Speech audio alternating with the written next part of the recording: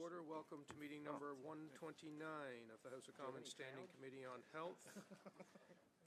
Before we begin, I would like to ask all in-person participants to read the guidelines written on the cards on the table. These measures are in place to prevent audio and feedback incidents and to protect the health and safety of all participants, including the interpreters. In accordance with our routine motion, I am informing the committee that all remote participants have completed the required connection tests in advance of the meeting. Pursuant to Standing Order 108 Sub 2 and the motion adopted on November 8th, 2023, the committee is resuming its study of the opioid epidemic and toxic drug crisis in Canada.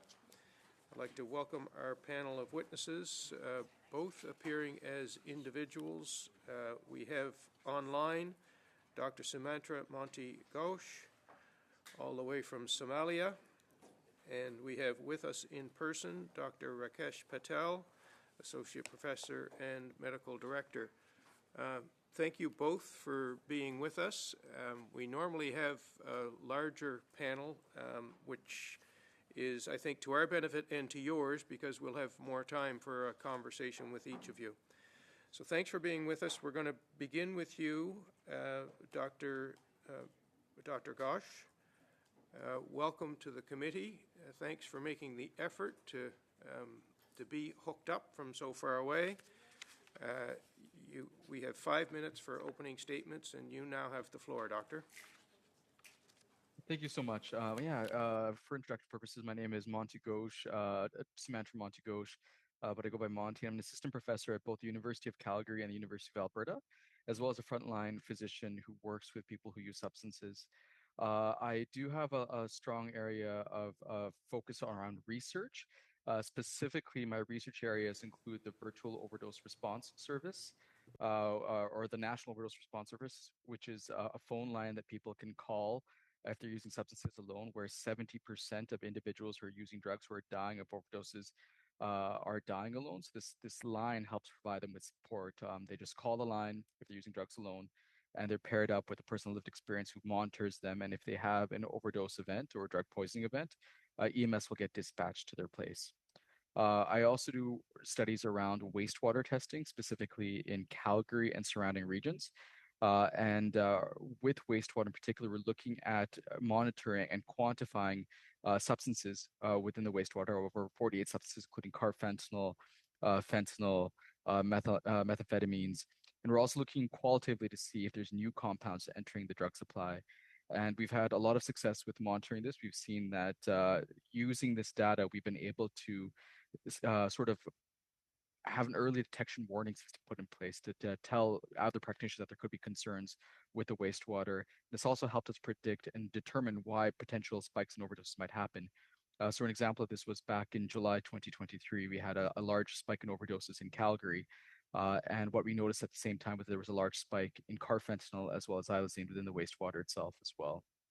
And then last but not least, I do have a large study that was done that we just completed, although not published as of yet, looking at the community's perceptions around supervised consumption services.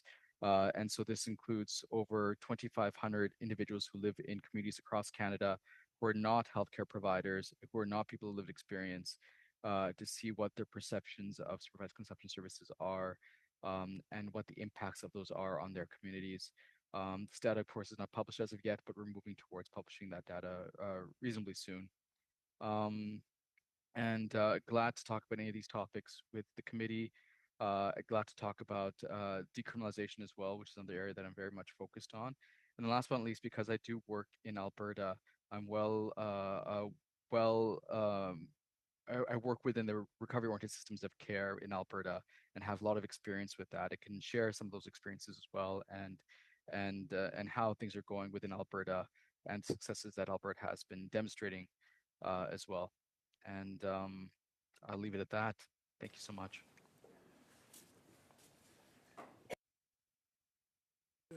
Dr. Ghosh, and next, Dr. Patel. Thank you for agreeing to appear. I understand that happened fairly recently. We appreciate you being here. You have the floor. Doctor, please go ahead.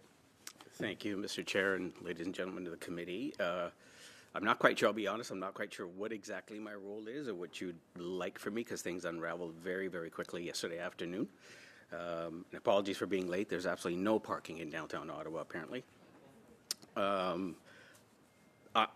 tell you what I do, and maybe that'll help guide the questions you may have for me. I am predominantly an ICU doctor. I work here in the city at the Ottawa Hospital.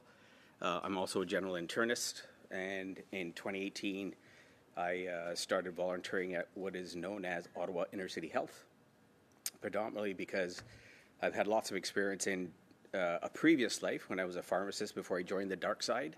I used to work in downtown inner city Detroit and saw the problems that different social systems, lack of health care could do, where the emergency department was essentially the primary care and primary deliverer of health care for the population of inner city Detroit. And when I wrote my medical school essays, I foolishly said one day I was going to open up a downtown clinic and look after people who don't have equitable access to health care.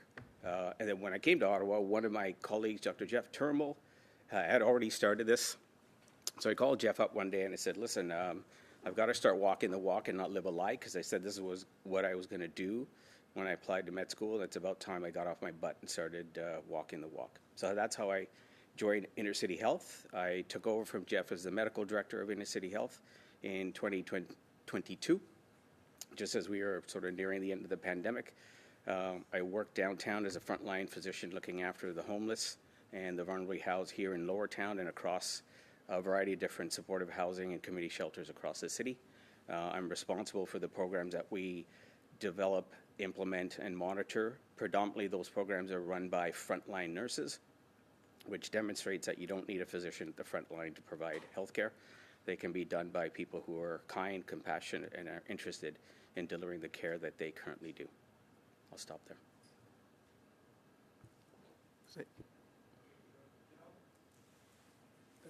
We'll now begin with rounds of questions, starting with the Conservatives. Ms. Goodrich, please, for 6 minutes. Thank you, Mr. Chair, and I want to thank both witnesses for being here today. It's always a great day when we have more people from Alberta around this table. So, Dr. Ghosh, I'm going to start with some of my questions for you. I was really interested, and I find the conversation around wastewater quite interesting. You talked about how in July of 2023 there was a spike in the overdose deaths, and the wastewater also had spikes. How are you and the province of Alberta, how are you guys working to analyze the wastewater in ways that we could potentially catch these before they result in overdose deaths?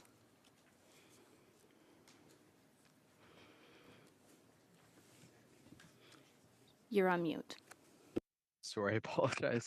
I want to say thank you so much, Honorable Minister Goodrich. Yeah, that was one of many examples in which we were able to utilize the wastewater for benefits on a sort of population level.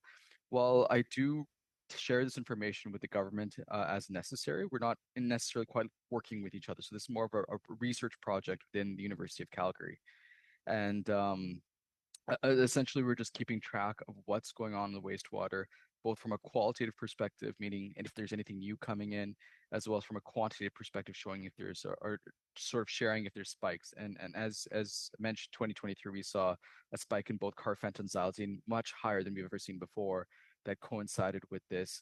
The way this translated was that we did alert the government to it. We did alert our frontline colleagues to the situation as well.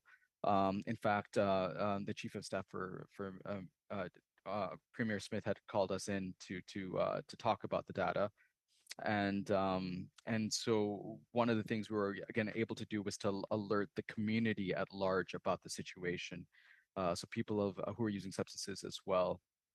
A couple other instances in which this was beneficial included when we noticed that there was no sort of, I guess we were also testing drugs as well at the same time as we were testing wastewater. And what we noticed as well was that there was a time when there was a lack of fentanyl in the drug supply, which was very dangerous. And so, for instance, the police service in Calgary, who does their own drug testing, had noticed that there was some concerns with the drug supply, noticing that there was missing fentanyl. And they asked me if I had noticed the same thing, and we did some tests and we noticed the same as well. And the reason why this is so concerning is that if there's all of a sudden missing drugs within the drug supply, people lose their tolerance towards opioids. If they use opioids again, they might overdose. And so this was a concern.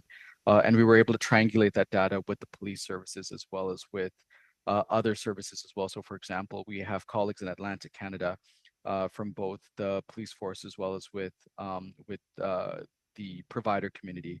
And we sort of shared this information with them, and they had noticed a similar trend. But what we couldn't figure out was why these two trends were isolated in Atlantic Canada and Alberta.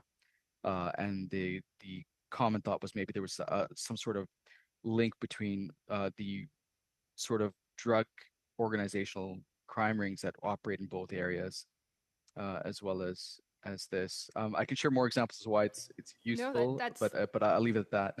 that's incredible. You also, I know you are part of the VODP and some virtual RAM programs, and I was just wondering if you could explain to us why these virtual programs that Alberta has been using are so successful, and how you think we could possibly move this onto a more national scale. Absolutely. So just for clarification, I don't work at the VODP, although I did do some virtual stuff for a while with Grand Prairie using a similar platform. But the VODP has been a phenomenal program, and they're currently in the process of launching the virtual RAM program, Rapid Access Addiction Medicine. So the difference between the two is that the VODP just focuses on opioids, whereas the RAM program will focus on everything but opioids. So this includes alcohol, methamphetamines, um, uh, GHB, other substances. What's remarkable about the program is that it's open almost 24/7. So it's open 7 days a week from 9 to 9. I know that they're thinking of expanding to 24/7. The benefit of this program is it's what we call a low threshold intervention, meaning that anybody who has a substance use concern or anybody who works with someone who has a substance use concern can call this number and seek help. So, for example, people who are in rural communities can call the VODP number and seek help right away to get off of their illicit substances and onto buprenorphine or methadone. If you are someone experiencing homelessness and don't have a phone, you can get someone to call the number for you, whether it's a social worker, whether it's a peer, whether it's someone a police officer, if you may. And the VODP has sort of permeated through multiple different systems and services. So this includes the houselessness sector, homelessness sector, shelters specifically. It's included our corrections systems to a certain extent. It's included our arrest processing units across the province as well. The reason why the arrest processing units are particularly important, in my view, is that I've seen firsthand how some people can go through bad withdrawal within these facilities. And from a humane perspective, it's the most appropriate thing to do is to provide them with buprenorphine, so to take away their withdrawal symptoms, so they're not in agony. So these are all benefits that we've seen with the VODP program. The VRAM program has not yet launched, but it is hopefully going to be launching soon. It was supposed to launch October the 1st, so we'll see if it launches today. But this whole concept of low threshold intervention is key. How this can be expanded across Canada, I do see that there is a place for this in every jurisdiction. I know Ontario has some programs. I know BC is looking at expanding their programs as well. It has been a hugely successful program, again, because anybody can access it, provided they have a phone, or if they don't have a phone, they just need to get someone to help call the number.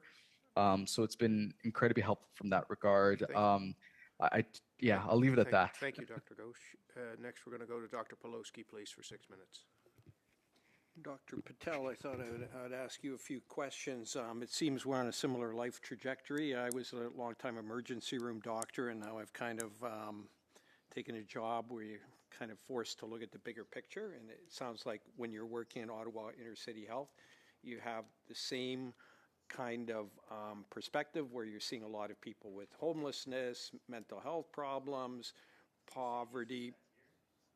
What? Oh, you're talking about, yeah.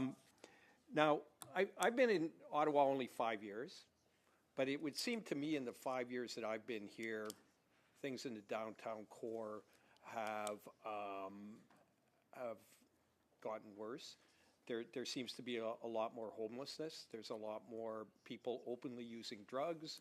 There's people kind of overdosing on the street. There seems to be a lot of people with mental health issues. I mean, for us to walk down into the core to the mall, I think our chances of being accosted by somebody who's either high or has mental health problems is about 50%. Maybe I'm wrong, but do you think that things have gotten worse in terms of people in the downtown core with addiction / mental health related problems? Is that the case? And if that's the case and you agree, what are we doing wrong, or what do we have to do differently in order to better address this issue? Thank you for the question. To answer it directly, before I try and come up with some solutions, is yes, the situation on the streets has definitely gotten worse. There's no doubt about it. If you've driven across Ottawa, whether it's the downtown core or even outside the downtown core, you'll notice there's a lot more people who are panning. I recognize many of those patients or people on the street that are panning because they're patients of mine. And the reason for it is fundamentally because of the drugs that are non-regulated and non-prescribed that are available on the street. So it used to be, if I think at least some of you people around this room are old enough to remember The French Connection, the movie with Gene Hackman, the drug was heroin. That's how it all started. The problem with heroin is you can only inject it, and it comes in big quantities. And as the drug trade has evolved, because of a variety of different policies, both social and medical, what you find is people become a lot more inventive, and they make a lot more varied and a lot more potent products. Fentanyl, crystal meth, xylazine, things like that you've heard about, these are all very, very potent. A milligram of heroin is equivalent to about a microgram of fentanyl. It's 1/1000th of the quality to give you the same euphoria, the same tranquility, the same peace that you might have felt with the heroin. As those policies have been promulgated across the years, essentially they're prohibitionist policies, and the fundamental conceit about that is we can stop human desire, which is clearly wrong. Humans have desires, and we are risk takers, which is why we got to where we are. So you can't legislate away or policy away human desire. And so the approach to using a supply-side economics has led to far more potent drugs that are manufacturable in much smaller quantities, and therefore they're a lot more concealable and easily transported onto the street. And that supply is now fundamentally on the street. The issue with the drugs on the street is their pharmacokinetics. It's a fancy medical word that says if you take a Tylenol for your headache, how does your body get rid of it? Why don't you have Tylenol in your bloodstream for the rest of your life? And the reason is it's considered a foreign substance. So your liver and your kidneys do everything they can to get rid of it. The problem with crystal meth and and fentanyl is that they have such a rapid onset, even faster in some cases than the nicotine that people who smoke cigarettes take in. So the onset time is about 30 seconds to about a minute or so. It's a rapid rush, it's a rapid hit, but unfortunately it doesn't last very long. And because of that, those people that we now see on the streets who are panning for money, there's an increased number, more people on the streets, more people using drugs on the streets, and I'll tell you why that is in a second. The reason you're seeing that is because they no longer have time to engage with us for helping them get to the social determinants of their health. The lack of housing, the lack of food security, poverty, lack of life skills. They are so busy trying to get the next hit, they don't have time for anything else. And let me, Patel, can I interrupt you? Because there's only two witnesses, so I think you'll have a lot of time, but I only have one probably chance to question. I know you seem like you're a supporter of safe supply. I know the safe supply, like the Swiss model, is heroin-assisted treatment. A lot of the evidence is towards that directly observed treatment, which I have no problem with. However, as someone described our safe supply in most of Canada, it's the kind of the poor man's version of that, which is giving people a bunch of pills because it's easier to give them a bunch of Dilaudid than it is to have observe them in injecting it, and And the concern is diversion, and as one adolescent psychiatrist in Vancouver told me, when he has a lot of kids on Dilaudid, and a lot of them move on to fentanyl, and you ask him why, he asks his kids why, and he says, because now you can buy one dilly on the street for $1 in places, whereas it used to cost $20, but because of diversion, the prices come down. So a dilly costs $1, a joint costs $5. So I mean, it's just simple economics. You want to buzz, like try the.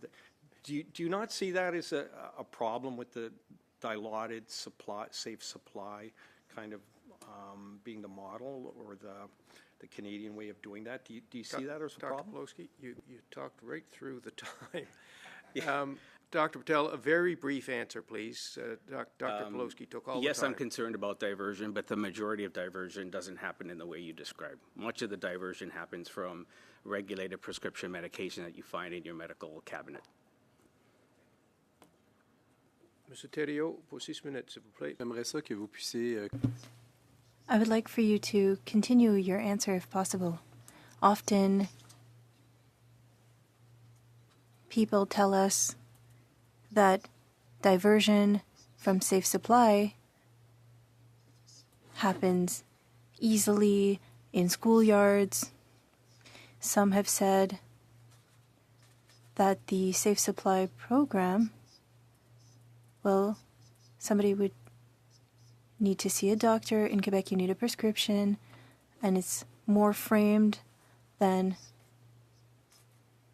we would be led to believe. I would like to hear what your opinion is. That would be my first question. And secondly, with a toxic drug crisis and with the black market and manufacturing of these substances and it being complete anarchy, and there's such an issue with these toxic drugs in our streets. And if we were to remove safe supply, what would be an alternative in order to help us reach our goals? Thank you for the question. Appreciate it. The fundamental concern that people have about safe supply is, as you guys have all alluded to, which is diversion. But the reality is that kids in the street, kids at school, high school students, university students, do not buy dillies from people that I look after downtown. Those people are scary. They look unkempt. They look like they're threatening. And so those are not the people that the school kids are buying their dillies from. The dillies are coming from the drug dealers who know how to manufacture it very cheaply and can get it to someone who looks like them, who act as their proxies. So that's where the predominant amount of drug that is so-called diverted from safe supply is actually going. Safe supply prescriptions are actually well regulated. I actually write those prescriptions. There are many times where we actually observe patients take those medications because we don't trust them enough to take them away. Some people we do. That actually maintains their autonomy. It helps build trust and allows us to engage in other physical and mental health care disorders that they actually have. The amount of people we have at Inner City Health on safe supply is 50. There are far more prescriptions written for morphine and hydromorphone in an acute care hospital on any given day than those 50 people are getting. So yes, there's an observation that school kids are using dillies, that the inference that it's from safe supply is incorrect. You cannot connect those dots easily, reliably, or consistently. Oui. Vous disiez tout à l'heure. Earlier, you were saying that if we can't reach these people, that community work needs to be done. For example, those who work in harm reduction on the front line and have contact with these addicts and bringing them back to the social determinants of health. We noticed while traveling that there are stories that finish well, but they always start by supervised housing, so the person had a roof over their head or could use drugs in a supervised manner. and that controlled the use, and they had somewhere to stay, and progressively they were able to overcome the addiction. This path seems to be more lengthy, but is it more interesting to you than, for example, forced detox? Yes. So the problem with forced treatment is, first of all, we don't do it for diabetes or hypertension or rheumatoid arthritis or pneumonia. And that's because we want to preserve your autonomy for your health care. The problem with the underlying hypothesis of forced treatment is that it's a one and done. I treat you, you're better, you go home. That's not the case. When you're working on the sharp end of the stick like I am, you recognize that addiction or substance use disorders are a complex, wicked problem that involve not only health care, but the social determinants of health. And therefore, a simple, one single approach for all patients is never going to work, because it's a chronic disorder. It's not an acute disorder. It's no different from managing diabetes. Right? We know what the problem in diabetes is, for example, which is insulin. We still can't cure diabetes, and we've known about insulin since 1922. So we can't cure diabetes. How can we hope that a single, quote-unquote, addiction treatment is going to solve a complex and wicked problem like addiction? So you have to start somewhere. As an ICU doctor, my fundamental job is to keep you alive. In order for me to buy you time and me time to figure out what is actually going on and to come up with a comprehensive plan to look after you. It is no different on Murray and King Edward Streets. When somebody is addicted, my job is to keep them alive using a harm reduction approach. We use harm reduction in all aspects of our life. This committee just used a harm reduction approach when you made me go through security. You don't know who I am. You might be afraid that I might hurt you. So you have a harm reduction process that prevents me from doing that. Most of you probably drove here today, or you had somebody drive you, right? But your car has harm reduction. Seat belts, anti-lock brakes, airbags. You put your seatbelt on. Why'd you do that? There are traffic signs. There are traffic laws that we all have to follow. And yet people still die from traffic accidents. I know, because I look after them in the ICU. But we don't ban driving. Thank you, Dr. Patel. That's our time for Mr. Thériault. And next, Mr. Johns online for 6 minutes. Thank you, Mr. Chair, and it's an honor to be joining you on the unceded lands of Sishat and Hupachesit. Sorry I can't be joining you in person. I was home for the National Day for Truth and Reconciliation, and I couldn't get home. Couldn't get back to Ottawa from home in time. Dr. Pate, in December 2023, you signed on to a letter with more than 130 experts in substance use calling on the federal government to continue to support and scale up safer supply programs. Now, the beginning of the letter reads, quote, as researchers and clinicians across Canada, we are writing out of concern regarding the increased politicization surrounding the response to the drug toxicity overdose crisis that is taking the lives of 21 Canadians every day. We are particularly concerned about the spread of misinformation and the denial of the evidence-based on harm reduction interventions such as prescriber safer supply programs, end quote. Can you please share with this committee your knowledge regarding the outcomes of prescribed of safer supply programs? Forgive me, are you asking myself or Dr. Yeah. Goldman? I'm asking you, Dr. Pate. Yeah. Sure. So the entire goal of Safer Supply is a harm reduction framework to try and get you into healthcare, which includes mental health care and the social determinants of health. So there's not one outcome.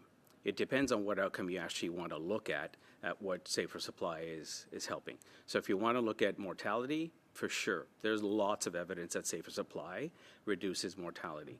If you want to look at housing, do people who are in Safer Supply get housed? Yes, they do. As much as we'd like? No, they don't. Do people who get into Safer Supply ever come off their drugs? Some people do. Just like some people quit caffeine, some people quit cigarettes, some people quit alcohol. Do the majority have stopped? No, because they don't want to stop. And why don't they want to stop? It's because the trauma and all the other things that they've experienced in their life journey have not been dealt with. So it remains a coping skill for them. The tranquility, the euphoria, the peace that they get from that overrides everything that they're not getting to help them manage the influences that lead them to continue taking that drug. So if you're asking me, which I think you are, is Safer Supply a perfect program? Of course not. Is it a program that actually works? Yes, it does. Does it work all the time for all people in every circumstance? No, but neither does insulin. But that doesn't mean we stop giving you insulin.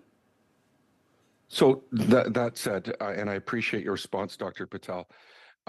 Do you remain concerned about the politicization of this crisis? You're saying that it's a multifaceted approach needs to, be applied. I think I'm hearing that from you, that it's not a one size fits all, but prescribed safer supply is one of the tools a physician can use to help support their patient.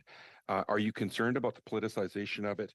I mean, you don't see politicians getting involved in heart disease or diabetes. Do you, and every party is saying that this is a health issue. But do you see that being applied in terms of what you're hearing from politicians? Yes, I do. And it's unfortunate because, substance use disorders, as you've alluded to, transcends political ideology and partisanship. The patients don't ask me what my political affiliation is before they let me examine them on the street. I don't ask them. But yes, it is very definitely become a political issue. And can I just share why I think it's become more of a political issue? It's become more of a political issue because you are now seeing more people on the street using drugs, whereas before they were in safe consumption sites. And that's because the way drugs are used, the availability of drugs, the types of drugs that are actually available, means that they no longer can take one injection of heroin and get on with their day, go get a health card, find a house, go get money from the bank like the rest of us do on a day-to-day basis. They now have to spend all their time doing that every hour. And because of that, it's become a visible problem. That's the issue, and that's what's driving politicians to make it a political issue because, as you very clearly said, I've yet to hear a politician come down to the ICU and tell me how to manage a critically ill patient. Yet all politicians from a variety of different partisanships feel no issue telling me how to do my job at the corner of Murray and King Edwards, right? Because it's visible. And the reason it's visible is because the types of drugs that people use have fundamentally changed. They are so rapid onset, so short acting, that patients have to go and get the next hit.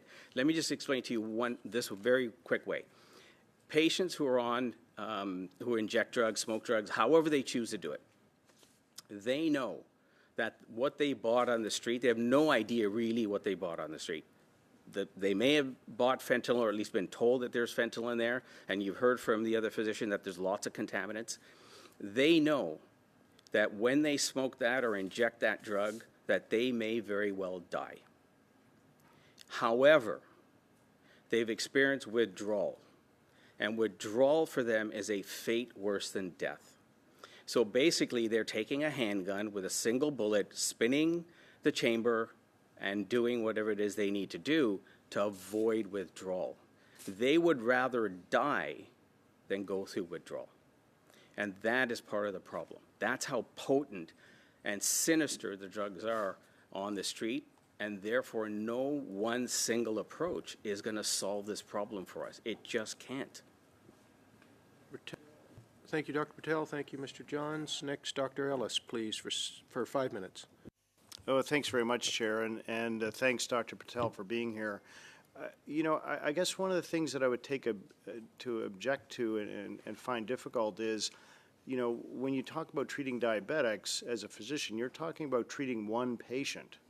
What we're talking about here is how did a population respond to some measures put in place by this coalition government, which has then allowed more and more people to access those short-acting narcotics, which you find so objectionable, and I believe you should. So maybe you could comment a bit on that, because our job here is not to look after one patient at a time, as yours is. Our job is to try to help an entire country, which is in a terrible crisis. I take objection to the fact that I only look after one patient. It's true, I look after one patient at a time, but there's a cohort of patients that I manage collectively at Inner City Health. It's not just one patient, and all of their well-being is actually important to me. And therefore, the treatment approach that I use is really not that different from the infrastructure of diabetes. There's a community of patients who have diabetes. They have home care, they have foot care, they have regular clinic visits. There's an entire infrastructure that's we have collectively put in place, society, put in place to help manage them because we view that as an important problem. I think we should take the same approach to substance drug use because it is not a single patient issue. It's not a single entity. It's not an acute problem. It's a chronic problem. Through you, Chair, and thanks for that, Dr. Pell. Certainly from this side, that's not something that we're arguing because realistically, if all we're going to do is give people the substance they're seeking, we're talking about palliative care because there's no other treatment for you as someone who uses drugs. Over here, what we would suggest is people do need comprehensive care. Absolutely they do. Housing, withdrawal management, all of those things. But we're talking also about supporting them while they're doing it. And I guess the question is why would we use the so-called safer supply method when we know we have other alternatives like Suboxone? Why, I guess, how could you argue against that? That's my question. I don't know if you are arguing against it. That's my question. Are you arguing against using that? No. So in fact, I do use Suboxone for some of the patients that I actually look after downtown, but that's a patient autonomy issue, right? A lot of people don't want to be on Suboxone because they don't actually necessarily want to stop their entire drug use. I don't want to stop taking a single malt shot of whiskey on a Saturday night, but I want to be able to use it responsibly.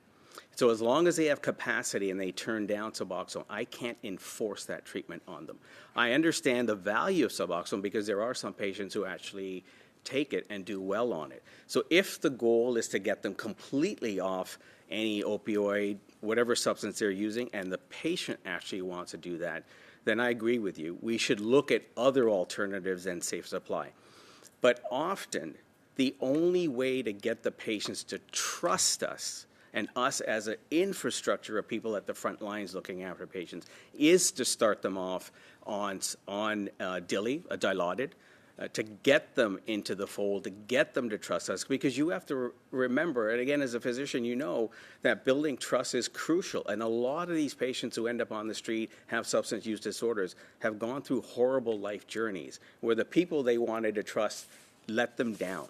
And so for us to develop that trust takes time. I wish I could start everybody on Suboxone and see how they do. But the reality is I can't because of the individual situation. I guess the only other argument, Dr. Patel, is really related to the fact that you and I both know that the opioid crisis was largely fueled by OxyContin prescribed by physicians. And I guess what I would suggest to you, and just for the record, he nodded in the affirmative to that statement. My question would be, is how could we then suggest that flooding the market with more and more opioids for people to use at their will is going to be a benefit? To me, that's counterintuitive. It really becomes nonsensical to say we got into this problem, which we agree on, based on the fact that there was an oversupply of readily available, high-potent, short or long-acting opioids, and now we're going to get out of it by giving people more and more opioids. That seems counterintuitive to me. I agree with you that we need to create spaces where we have relationships with people and things like that, but just saying, here, take whatever you want, that really doesn't seem to be sensible to me. So I would disagree with the statement you're making, take whatever you want. That's actually not the case. That's a gross oversimplification. I think you know that. The reason for safer supply is to try and build trust while keeping the patient alive. If they're dead, who cares? Why use Suboxone? Why worry about dillies? They're dead. The problem's gone. But we're human. We try not to kill people if we can actually avoid it through a variety of different societal policies. This is no different than that policy. The goal of safer supply, I'll say it again, is to keep people alive so that we can actually get them the help they actually need. There's no other way around it. If we take away safer supply, people will die. You're going to have a bigger problem on your hands. Thank you. And that's the issue. Thank you, Doctor. Ms. Sidhu, please, for 5 minutes. Thank you, Mr. Chair. Thank you, Dr. Ghosh and Dr. Patel, the work you are doing on the ground. My first question is to Dr. Ghosh. Dr. Ghosh, you talked about wastewater testing, and you also talked about the 2 programs, which is working very successfully. So what do you think, and you're also co-chair of the Canadian Network of Health and Housing Individuals Experiencing Homelessness. Can you talk about the link between homelessness and the substance use? Can you elaborate on that first?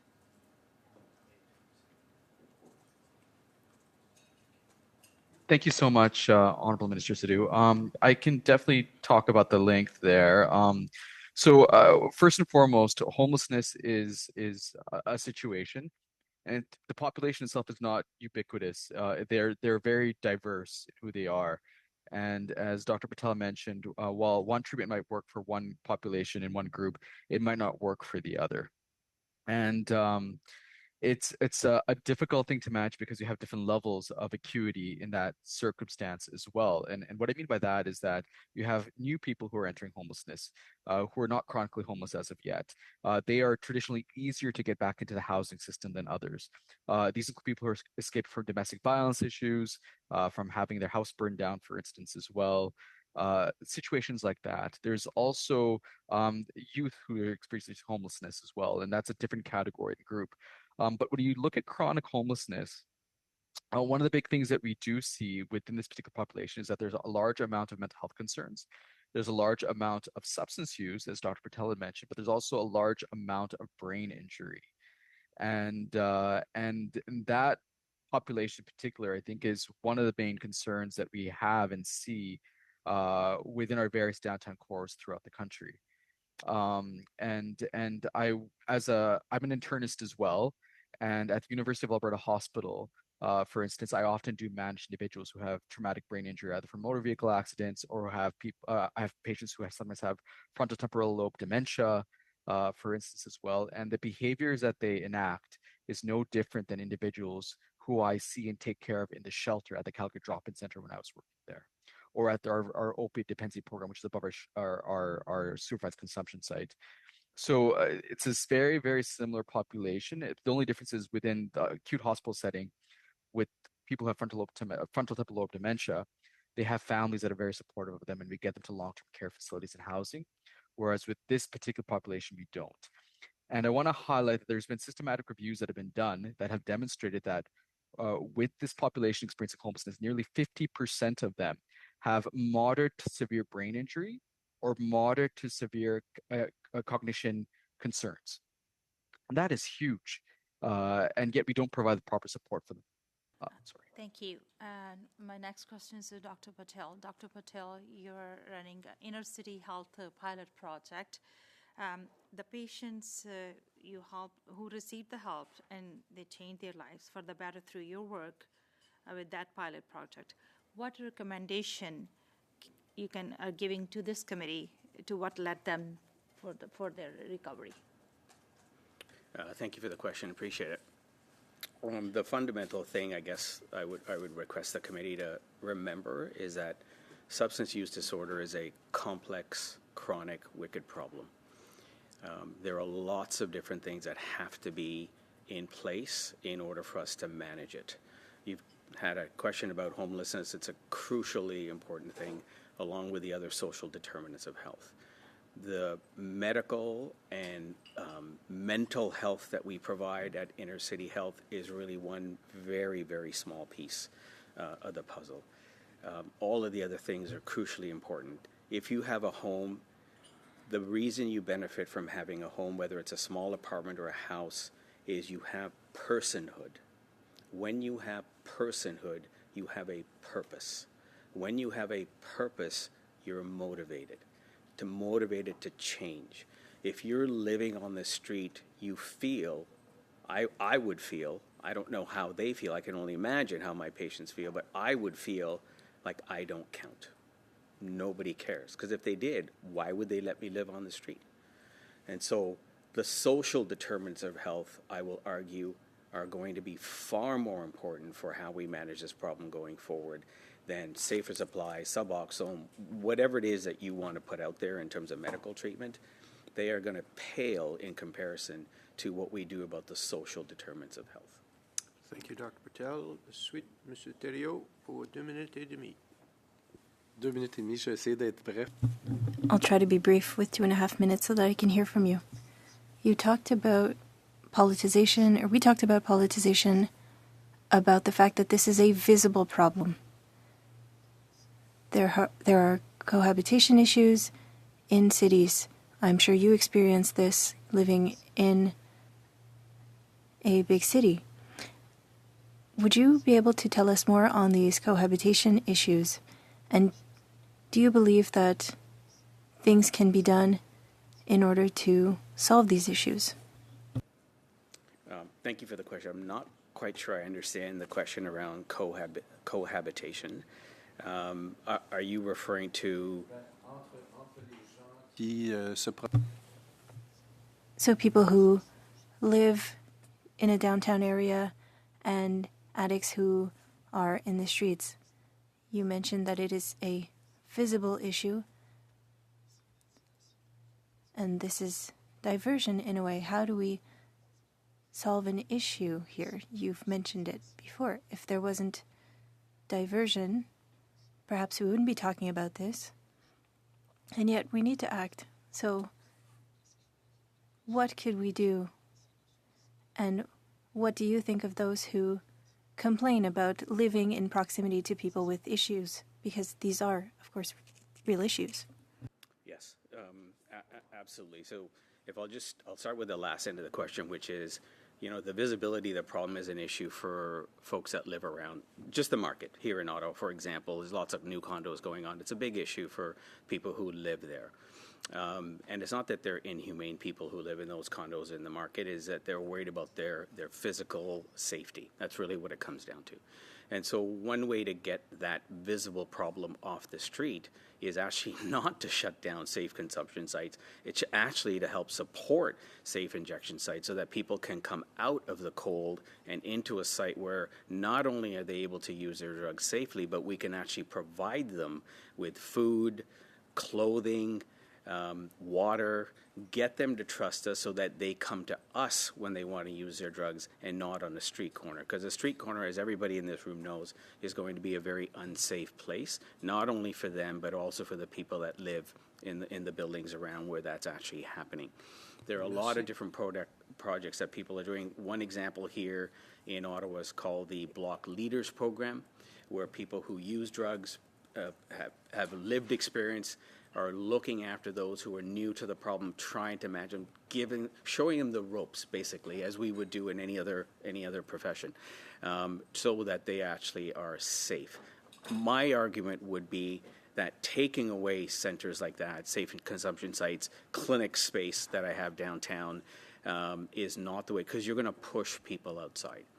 And part of that is just the fact that the actual drug supply is not the same. It's not heroin anymore. Because it's so quick on, so quick off, they spend so much time that they actually don't have time even to come into the safe injection sites. They have to do it outside because they don't want to be dope sick. In other words, they don't want to go into withdrawal because that, as I said, to them is a fate worse than death. So if you close down places where they were actually coming to before, then where else are they going to go? They have to go to the streets. The dealers aren't going to go away. They make money. So their dealers are always going to be around. So pushing away all of the infrastructure that we have now, either because you don't understand it or you're ideologically opposed to it, I would just ask, step back and think about the alternative. Thank you. Thank you, Doctor. Next, Mr. Johns, please, for 2.5 minutes. Well, thank you both for your incredible insight. Dr. Ghosh, a couple of questions. Do you believe that there is an urgent need for national standards on substance use treatment programs? And maybe also, can you please share any thoughts or concerns you might have in the role of for-profit treatment facilities in responding to the toxic drug crisis? For example, are there consistent standards of care between facilities? Thank you, Mr. Johns. Can you guys hear me clearly?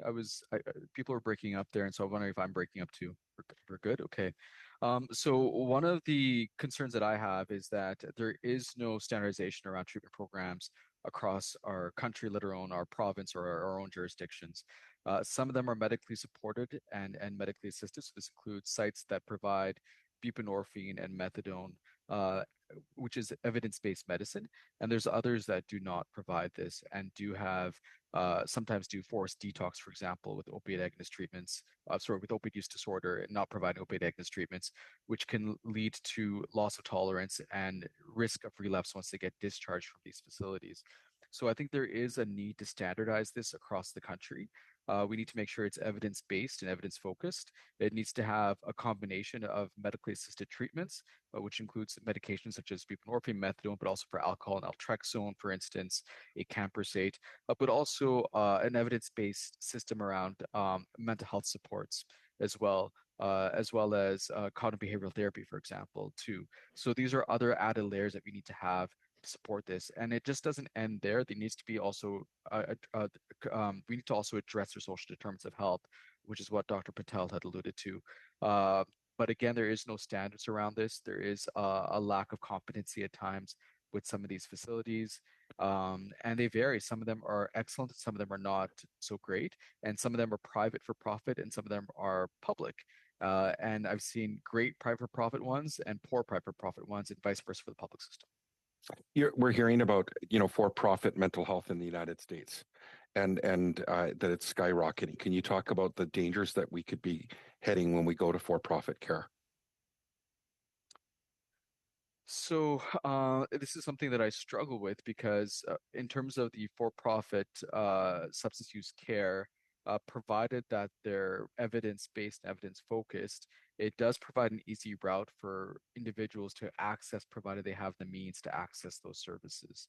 So I don't necessarily think it's a bad thing, but from an equity perspective, it does not provide equity to the greater population. One of the things that Alberta has done, if I may, is that they have increased capacity for treatment supports.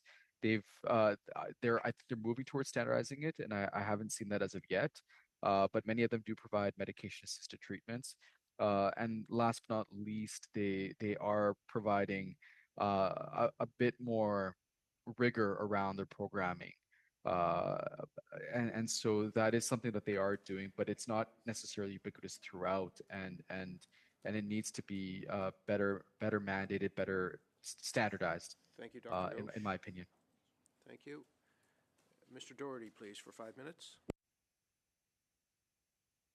It's alive. There we go. Mr. Patel, do you have evidence that Safe Supply isn't being trafficked or diverted to schoolyards? I don't know how you would actually do that study because the Safe Supply drugs are not tagged, so there's no way of anybody knowing that a dilly bought by a school kid would come from a pharmacy Traceability or on not. Safe Supply? Sorry, couldn't hear you. Would you support traceability measures on so-called Safe Supply? No, Why is that? because it's a sinister entity. You're basically trying to govern somebody's autonomy. We don't do that for anything else. Why would we do it here? Mr. Patel, has your program received federal funding through SUA? Okay. Annually?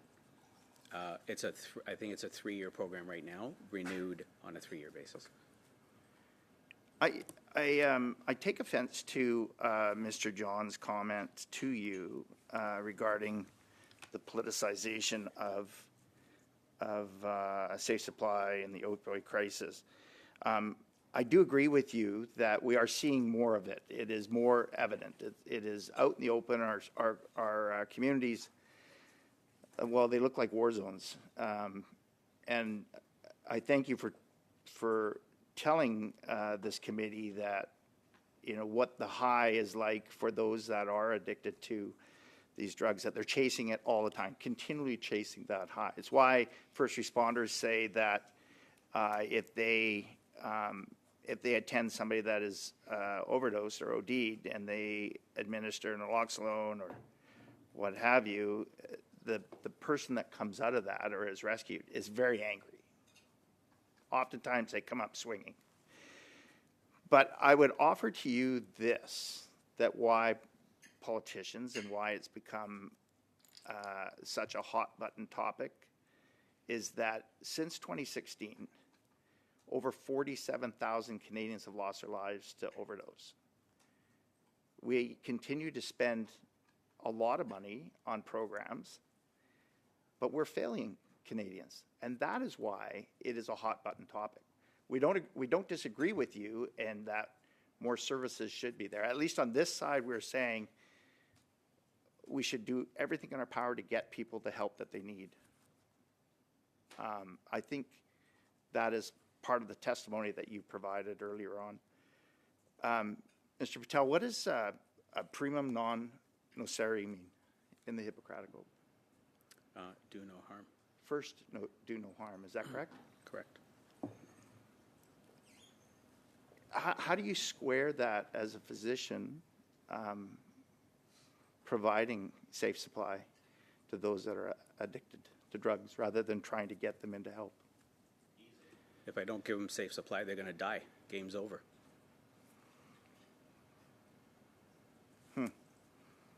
Have you ever asked somebody on the street why or how they feel about living on the street? Because you said earlier on that you haven't asked that. I have asked. Nobody actually aspires to live on the street. Nobody actually aspires to use drugs. It's a coping strategy. Strategy for what? All the trauma they've gone through in their life. For some people, they've lost a home because of interest rates, inflation. Other people have lost jobs. They end up on the street because there's no other place to go. Or PTSD, struggling with PTSD, moral injury. I think Dr. Monty mentioned brain injuries as well, too. We see a lot of people that are struggling with traumatic brain injuries that end up on the streets, what have you. In my province, overdose is the leading cause of death for children aged 10 to 18. Were you aware of that? I'm sure the statistics are correct, but no, I'm not. One of the families that recently had a daughter that lost her life, their daughter was 13, just turned 13, living in a homeless encampment. You mentioned about autonomy, patient autonomy.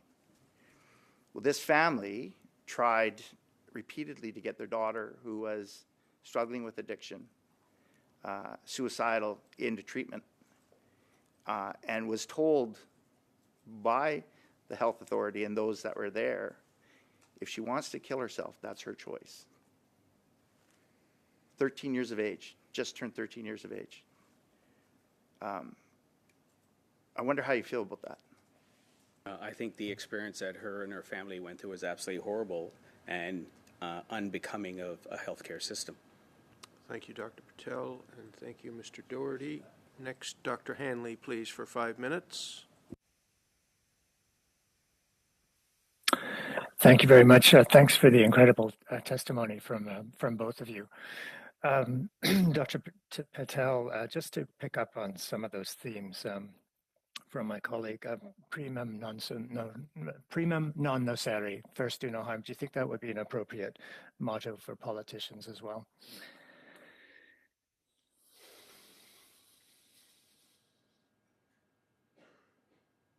Dr. Patel? Yes, it should be. Thank you. I wonder if, first of all, I have two follow-up questions for you. But Dr. Hanley, sorry to interrupt. I see Dr. Ghosh pointing to his headset. I think that means he has a technical problem. And we just lost him, so he does indeed have a technical problem. Should I continue, Mr. Chair? Or? Just hold on 1 second here. We'll see. We'll just give him a minute. Yeah.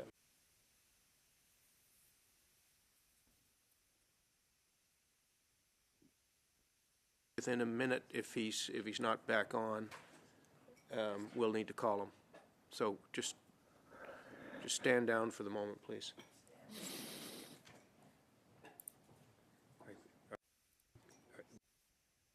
Four and a half.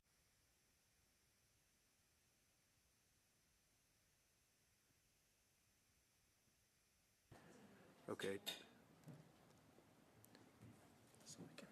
Okay, yeah. Dr. Ghosh, can you hear us? Sure can. Sorry, I'm back. Apologies for that. I had to log back out and log back in. Great. Dr. Hanley, please continue. Thank you, Mr. Chair. Dr. Patel, two hopefully fairly brief questions because I have a couple of questions for Dr. Ghosh as well. But you talked about the conundrum of supervised consumption really being designed around longer acting drugs, principally heroin. And now you mentioned that people often don't even have time to get into the facility because of the use of short-acting drugs. Can you talk a bit about that mismatch and what we need to do? Is it just, should we be actually putting more resources into safe consumption to make it that much more accessible, or is there a bit of a mismatch between the short-acting drugs and safe and supervised consumption facilities? Yeah, it's an excellent question.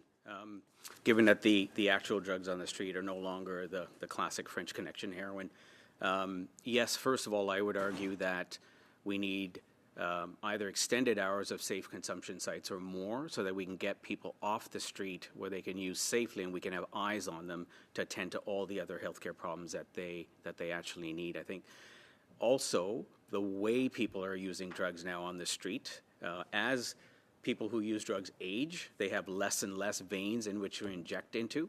And so they're doing different things with the drugs they have. They either take them orally, which doesn't give them the same high, so they have to take more, or they're smoking or inhaling it, which is extremely rapid in onset. And that avoids going into a safe consumption site to find a vein to inject. And so as people are growing older, in their lives and using drugs because of all the other things that are influencing them, they're losing veins, so they're changing the way they actually use drugs. And that is actually problematic because they're smoking their fentanyl, they're smoking their crystal meth, they're smoking their crack on the street, whereas I can't bring them into a safe consumption site because of the laws around where you can and can't smoke, particularly indoors. So just like smokers at a bar, you can't smoke at a bar in a restaurant, so you go outside. Well, that's exactly the same thing that's happening. So will closing supervised consumption sites actually lead to higher visibility of drug use and more encounters on the street? My short answer is yes, because of the types of drugs and the way people are using them now. Dr. Ghosh, if I can move, is Dr. Ghosh? Yeah, you are there. Okay, good. I thought it was. I'm well encouraged, perhaps, or curious that you actually mentioned decriminalization as an Alberta-based physician. And I wonder, where you think we can perhaps take up that conversation, given the whole politicization of that discourse at the moment, and what do you see as the next step in approaching decriminalization? What are your thoughts? Thank you so much for this opportunity, Minister Hanley. I see us moving forward towards the Portugal model of decriminalization. So the Portugal model of decriminalization has accountability as its cornerstone. It was established by conservative government in Portugal back in 2006. And while there isn't published evidence on this, there's plenty of program-based evidence around this and years of data around the outcomes around this particular program. So essentially what happens is if anybody is caught with substances, less than 2 weeks worth of substances on their system, or on their body, I should say, they are sent, they're given a citation, and they're taking that citation over to a dissuasion commission who Dr. Ghosh, I'm consists of, yeah. I'm going to interrupt you because I think the committee is familiar with the Portugal model, and I'm glad to see you endorsing that. But can you briefly reflect on how that model would apply when fentanyl and analogs are the primary drug of use?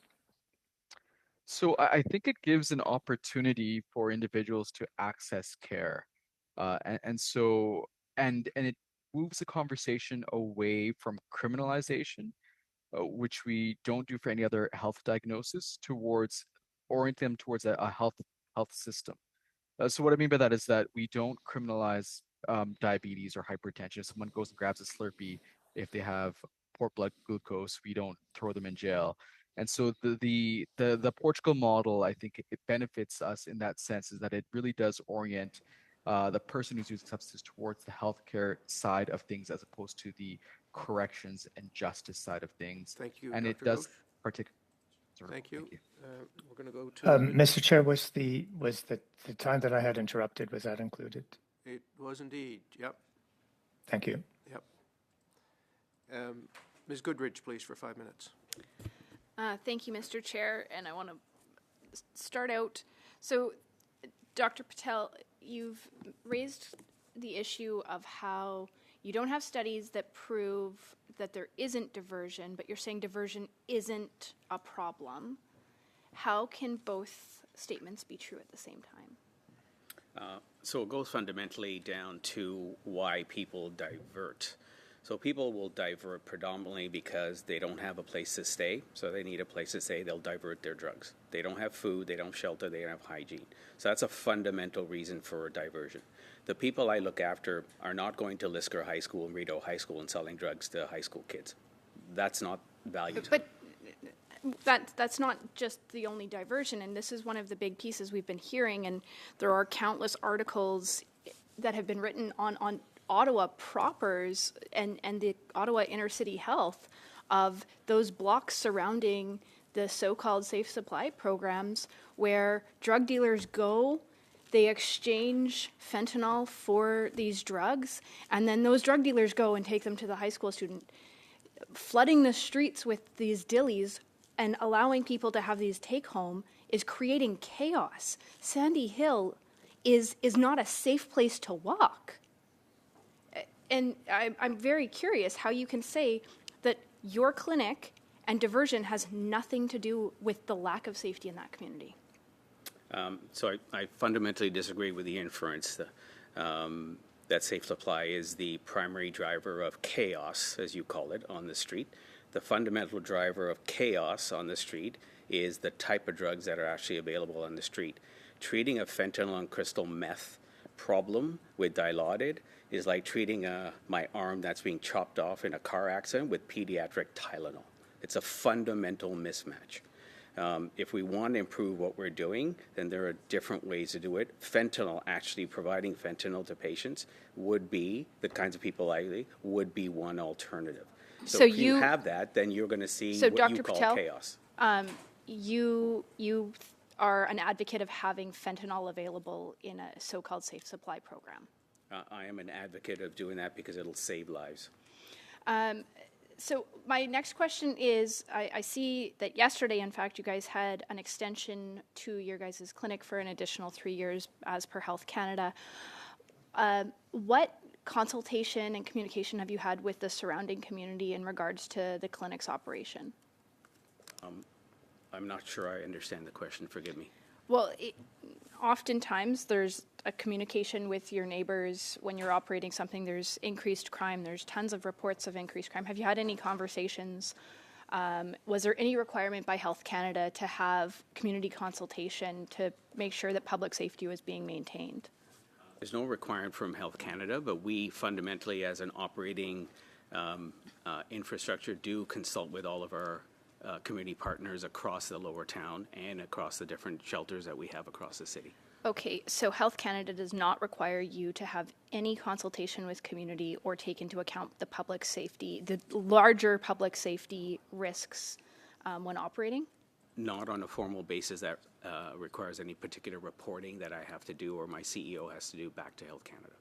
That's incredibly troubling as we see so much crime happening in the very few blocks around your guys' clinic, and to know that Health Canada basically just gave you another rubber stamp to continue to operate for another 3 years without taking any additional measures into place to ensure that diversion isn't happening, to ensure that public safety is being put front and center so that kids aren't being put at risk. I really do not understand how Health Canada is doing its job and not doing those kinds of things.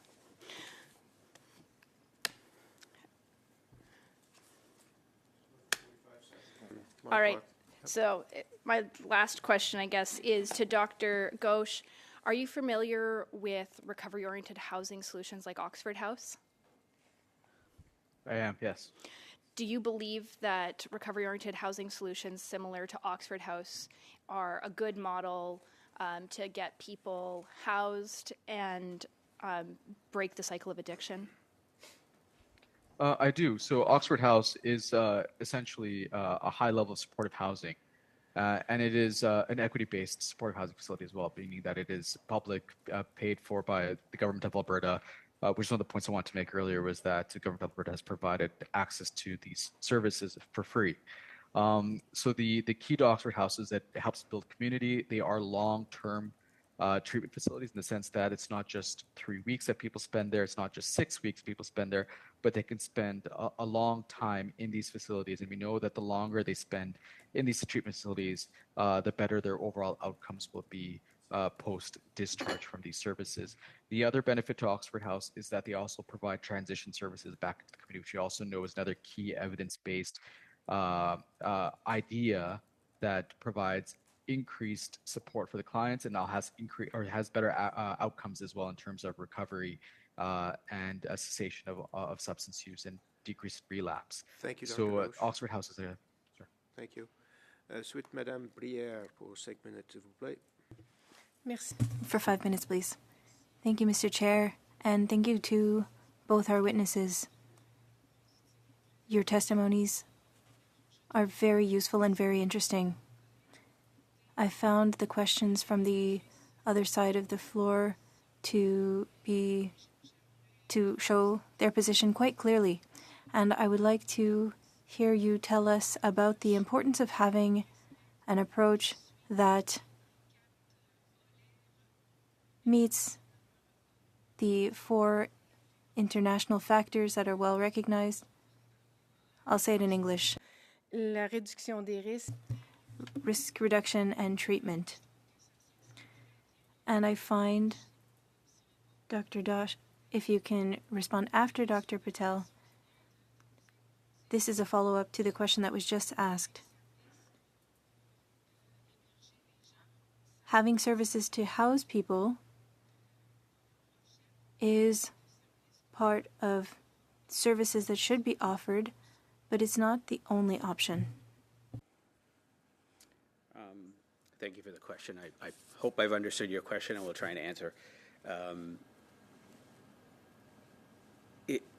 I think the approach to the social determinants, as you've alluded to, as I think you're alluding to, is going to be the most important way out of this program, or out of this crisis. I'm not convinced we're never going to have a drug crisis, and the reason is, as I said at the very beginning, humans have desires and we're risk takers. And so a supply side approach is never going to work. We've demonstrated that for the last 60 years. So unless we change our fundamental approach, get rid of our fundamental biases in this, we're not going to overcome the situation. Why housing is really important, as I've alluded to, is because it gives you personhood. And without that, there's no motivation for you to change.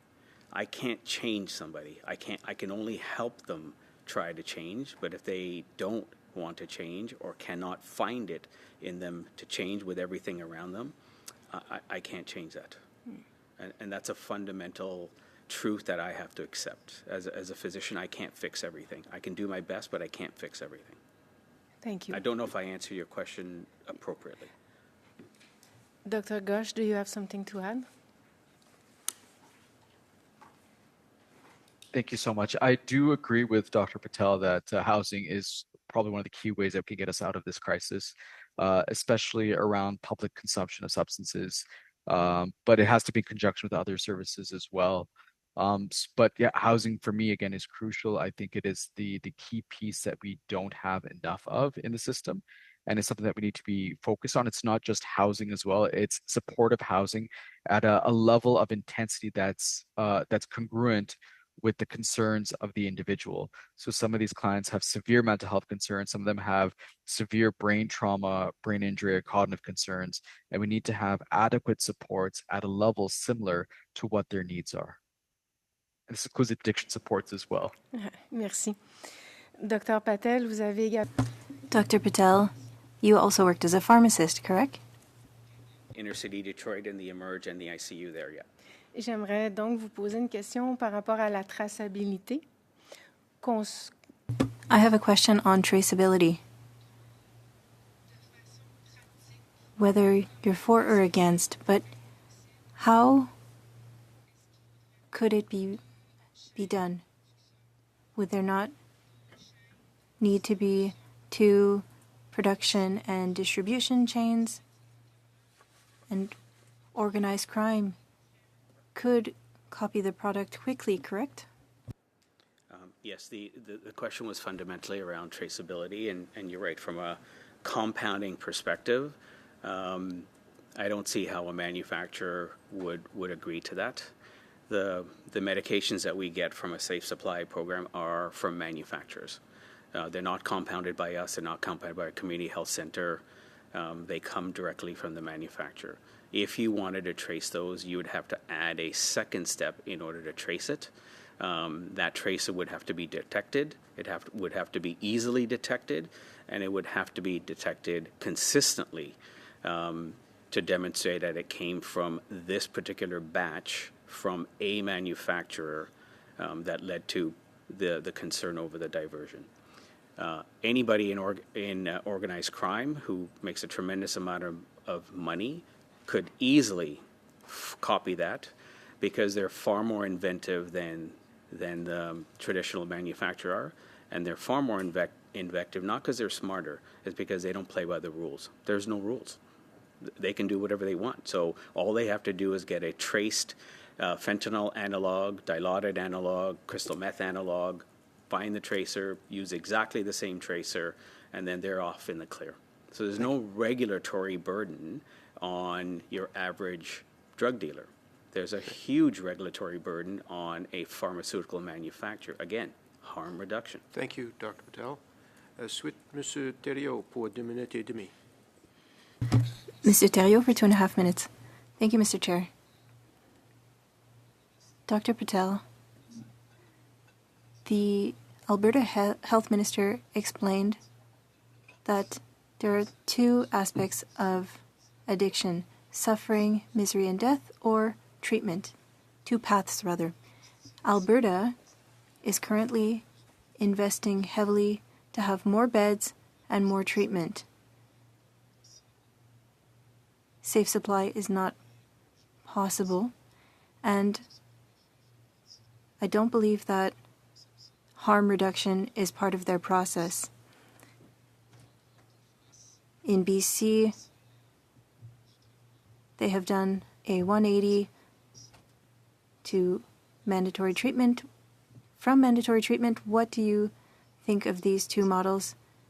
Yes, it's great to have more spaces for treatment, but without safe supply, and knowing that relapse is part of treatment, perhaps that is leading people to failure. Correct. So the fundamental paths, I guess, as you've spoken about in Alberta, is suffering and death. Sure, that's cheap. Everybody in the Ministry of Health in every province would like that because it doesn't cost you any money. The treatment plan has a fundamental flaw in it. And that fundamental flaw is that there's only one treatment and it works for everybody.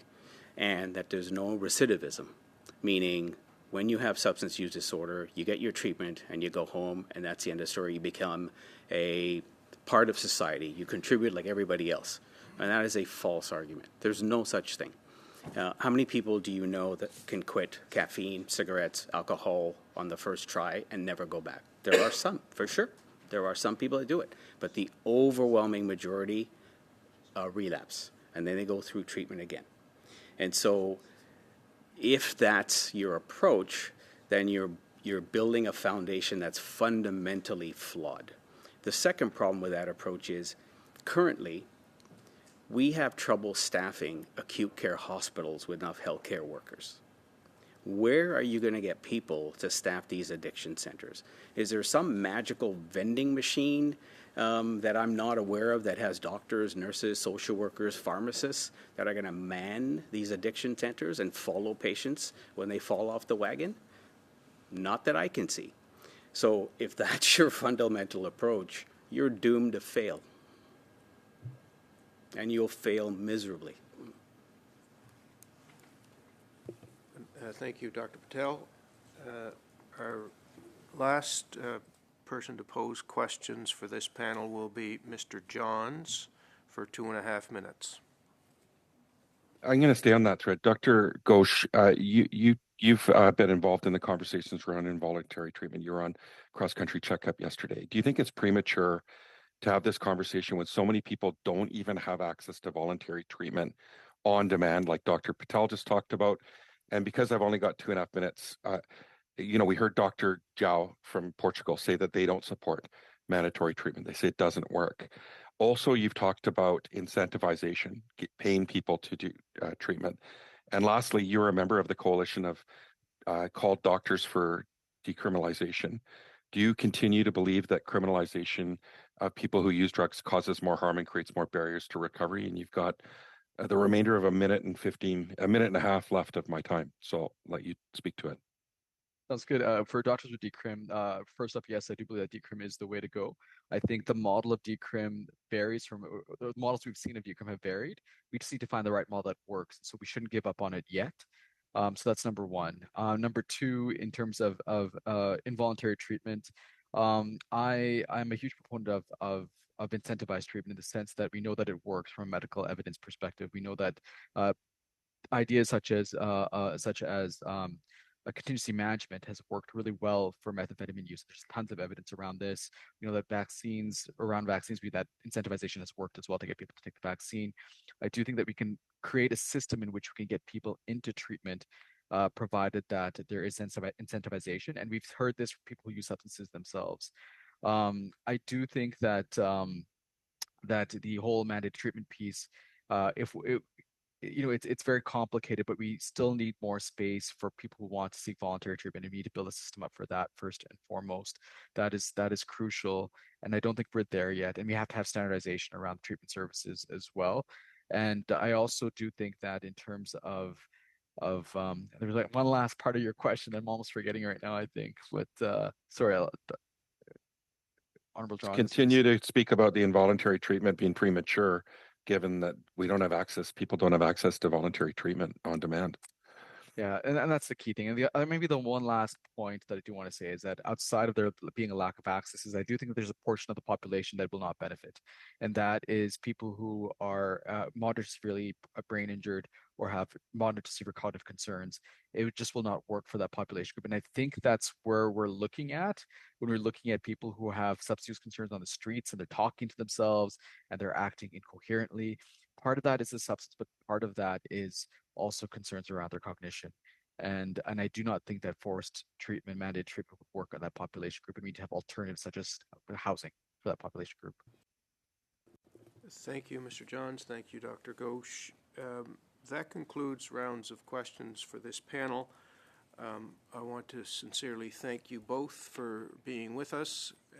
This has been extremely interesting and will undoubtedly be very valuable to us in our study. So thank you for being with us and sharing your expertise. You're welcome to stay, but you're free to go.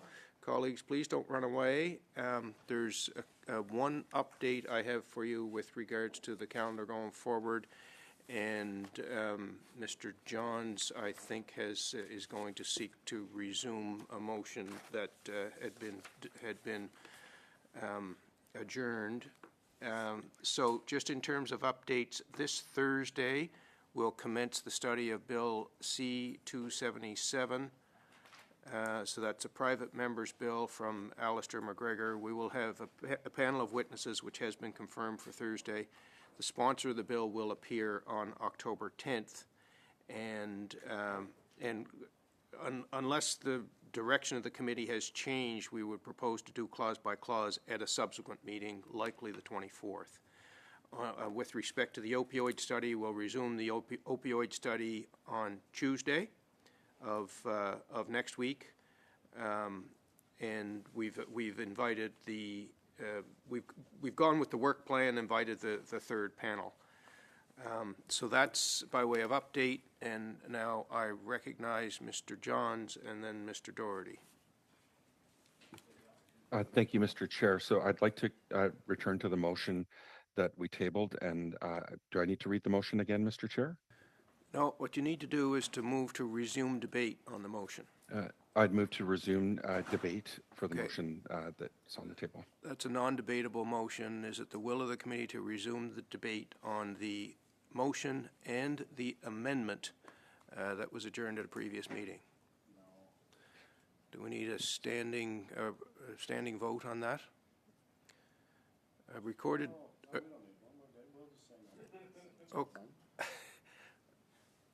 Could we have a show of hands then? All those in favor of resuming debate on Mr. John's motion? Okay, 1, 2, 3, I see online, okay. So, and opposed? And 4 opposed. So the motion is successful. The debate is now resumed. The motion has been circulated to the committee. When the debate was adjourned on the motion, an amendment had been proposed by Dr. Hanley, and the debate was actually on the amendment. So to refresh your memory, let me get the motion and the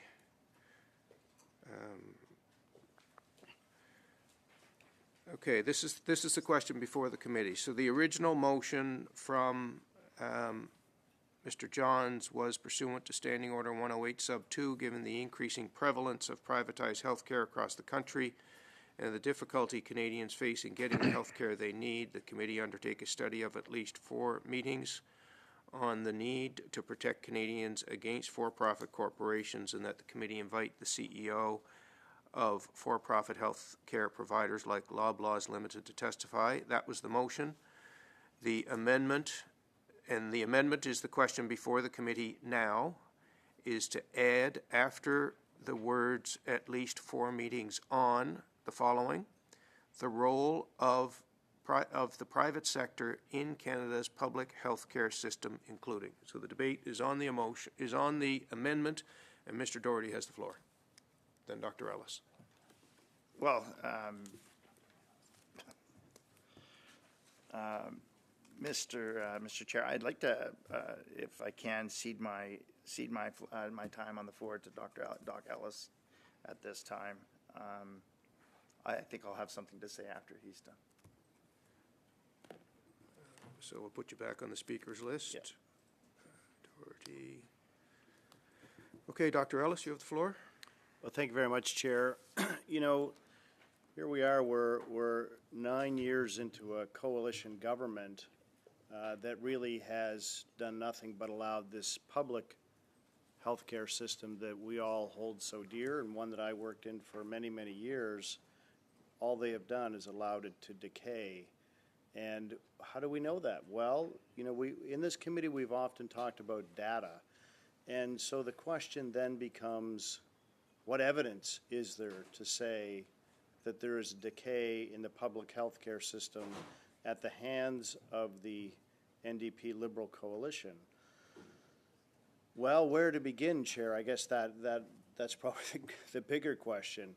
The most obvious difficulty that Canadians have is access to the system. And when you begin to look at access to the system that we have, Of course, everybody around this table would clearly realize that access to the system that we have is predicated on the fact of having access to primary care. Primary care providers, whether they be nurse practitioners or family physicians, what they allow folks to do is to have that requisition for blood work or to have that x-ray requisition or the referral to see a specialist. And in spite of the fact that we want to return to this grandstanding motion, which was tabled and interrupted our important witnesses related to the opioid study, what we know very clearly and very simply is that when Canadians don't have access via a primary care provider, it doesn't matter if we have the best performing healthcare system in the galaxy, and I only say that not to be hyperbolic or sound foolish, but to outline the fact that without access, regardless of the system, there is nothing. There's nothing for those 6.5 million Canadians who do not have access to the healthcare system that has been held so dear by Canada for an incredibly long time. So I would suggest to you, Chair, that that certainly would be the first metric that we want to look at. And we know that that has deteriorated over time. We know that 20 to 25 years ago that people would have had their pick of a family doctor. Family doctors made house calls, etc. And what have we seen happen to the system under the NDP Liberal coalition is this incredible degradation of access, which, as I said previously, it certainly doesn't matter what system you have if you can't access it. I think there's a few other things that we need to outline. There's an horrific story of a gentleman who was paralyzed in Quebec. He had a long history of paralysis. And the sad thing is that he waited so long in an emergency room for care that he developed horrific bed sores. And as I'm sure many folks here are not quite aware, bed sores are an incredibly difficult thing to heal. They are often open wounds, let's put it that way, that persist for a very, very long time, that can require significant nursing care, significant offloading of the area to allow it to heal, which of course, if you have a problem with paralysis, it becomes very, very difficult. And when you think of that, you know, this gentleman developed these bed sores because of the fact that he had to wait in an emergency room for days on a stretcher in an inappropriate setting for someone with his care needs. And I'm going to come back to that story in a second. I wish I could tell folks around this table that was the only story we heard of system failure in the emergency room. You know, as I return to Nova Scotia every weekend, as many of my colleagues do, I guess I would challenge anyone around this table to tell me that they have not heard a story from a constituent as to how long they waited in the emergency room. And sadly, it's almost become like an abhorrent badge of honor to say that, wow, you know, I waited in the emergency room for 16 hours, you know, and we hear these stories, and you know, as a former physician providing care, I find that it's unacceptable. You know, even in the days when I practiced in the emergency room, which wasn't that long ago, often if I worked a Friday night till 11 o'clock or midnight or 1 in the morning, whoever was coming on the next shift, I always thought it was my goal to basically have the waiting room empty when the overnight physician came on. And that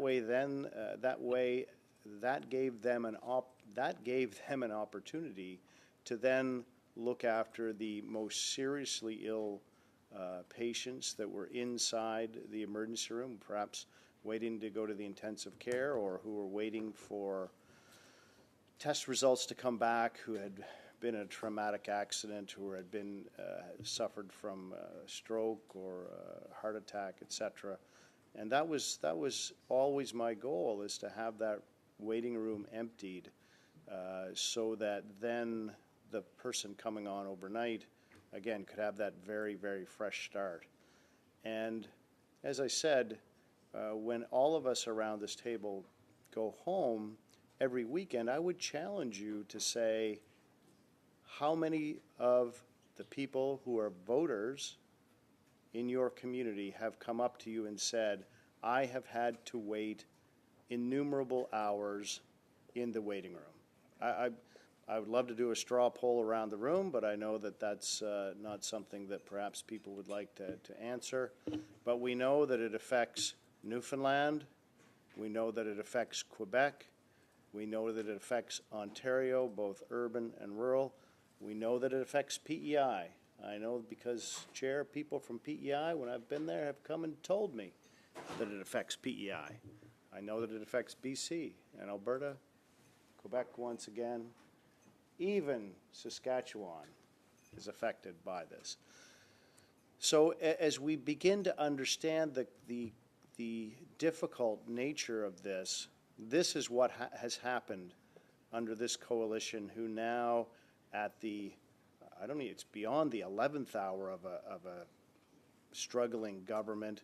It's the 23rd hour of a struggling government, who now want to bring forward these motions to say, well, Canadians should entrust them to fix health care.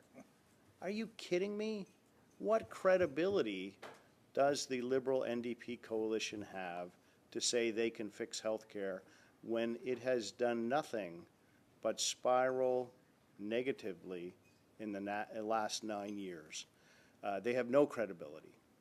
Not to mention the fact that somebody told me, they'll remain nameless. I had the good fortune of being home this weekend at the first annual Nova Scotia Stampede, and we had a charity hockey game while I was there. And one of the hockey players, who is notable, and I will not name him because I didn't ask his permission, although he told a great story. You're okay to use my name. that he had been to the emergency room with his children. And, you know, one of them, he said, we were there with the child who perhaps wasn't that unwell, but he saw another child with a broken arm. And he said, I know that I'm not a physician, but I could tell this child's arm was broken. And that child waited 14 hours, 14 hours, in a waiting room with a broken arm. Now, realizing, yes, there's a triage system, and we could argue, okay, well, everybody knew the arm was broken, et cetera, et cetera. But as Canadians, you know, doesn't that pull at your heartstrings to say this is a child waiting with a obviously disfigured arm and didn't get the service that they needed, that they required, for 14 hours. This seems like a, you know, I wish it was a once in a, as we say, a once in a blue moon occurrence. It's not.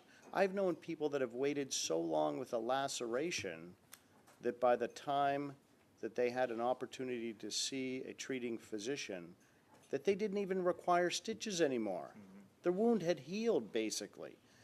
And I'm not talking about some miraculous healing. What we're talking about is a wound that was held appropriately and tightly, and after the terrible amount of time that had lapsed, that, again, the wound did not need suturing, which is, it appears fantastical, I know.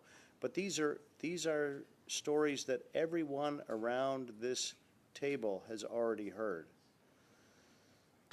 And if I might, Chair, return to my story of metrics related to the gentleman who had paralysis and ended up with severe bed sores after waiting many days, not hours, we're talking about days in the emergency room on an inappropriate surface, who then, I can barely even say this out loud, but I know, again, it was reported in the news. I'm not making something up here, but it's hard to speak the words that gentleman chose MAID because of the bed sores that happened to him at the hands of a healthcare system in the greatest country in the world.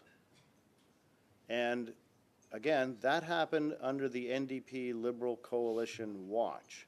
That's when it happened. And we also know that things have gotten worse over time, that the system perhaps has been struggling for a long time, but we know that at the current time, wait times to have treatment after you see a family physician to seeing a specialist has increased to the worst it has been in 30 years. 30, not 13, 30 years. That the average wait in this country after seeing a family doctor to that ability, because of course, as we all know, you need a referral from a family physician to see a specialist, that wait has ballooned to 27 weeks. 27 weeks, which of course is a half a year. Now, again, I know we have physician colleagues here, I appreciate that, and I would suggest that in most cases, when a family physician has exhausted all of their knowledge and training and experience that they have, and the tests that they have ordered and the assimilation of that information, that the expectation, and I know mine would be as a former family doctor, that my expectation would be that I have done all of that work that's required, and now to wait 6 more months to have the opinion of a specialist who's, again, extra training and extra experience is required to either make a diagnosis or confirm treatment, that has now ballooned to more than 6 months. That's not acceptable. That just isn't. That's not the expectation of Canadians, and it's certainly not the expectation of family physicians who serve the patients inside the system. We even know that in many communities, the wait time for getting an appointment to have blood work done is more than a month. So as we begin to look at these metrics, and I think that's where our focus needs to be here, as we begin to talk about allowing a motion to happen on another study from the very group of people, the NDP Liberal Coalition, who allowed the system to fall apart, seems rather sanctimonious and frivolous to me. Now, what other metrics do we have to say that the NDP Liberal Coalition has failed healthcare in this country? Well, there's anybody who would like to. I have, perhaps unlike some of my Liberal colleagues, I don't have dealings with this company. I don't have a financial interest in that company. That's not how I work. But that being said, there's a great website called secondstreet.org. And when you begin to look at that, some of the work that they have done is based around how many people have died in this country on a waiting list, which is absolutely shocking. Does that mean you're waiting for a CT scan? Are you waiting for an MRI? Are you waiting those 6 months, as I already spoke about, to see a specialist? Are you simply awaiting a blood test? Are you waiting something, perhaps more invasive like a bone marrow transplant, etc.? And as you begin to look at those numbers, they're absolutely shocking, because the estimate is between 17 and 30,000 Canadians die every year on a waiting list. I'll say that again. 17 to 30,000 Canadians die every year on a waiting list. And as you begin to fathom that number, remember that that these are Canadians. They're not some anonymous person that you don't know. These are your mothers, your sisters, your aunts, your uncles, your fathers, your brothers. All of those things, all of those people are people who can die on a waiting list. I spoke to a gentleman just yesterday who, again, it's another unfathomable story, but he has a known cancer in his tonsil. He knows he has it. It's already been biopsied. It's been diagnosed. There is a robotic surgery available to him to have this cancer treated. Now, you can well imagine you're going to treat tonsillar cancer. The hope would be that you'll have a successful surgery, and perhaps you might be able to avoid the terrible radiation and dry mouth that comes after that, and disfigurement as well.